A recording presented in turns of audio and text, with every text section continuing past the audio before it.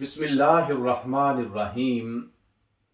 معزز سامعین و ناظرین، اللہ تعالیٰ قرآن مجید فرقان حمید سورہ الحجرات آیت نمبر 13 میں ارشاد فرماتا ہے، ان اکرمکم عند اللہ اتقاکم، تم میں سے زیادہ معزز اللہ تعالیٰ کی بارگاہ میں وہ ہے جو تم میں سے زیادہ متقی ہے۔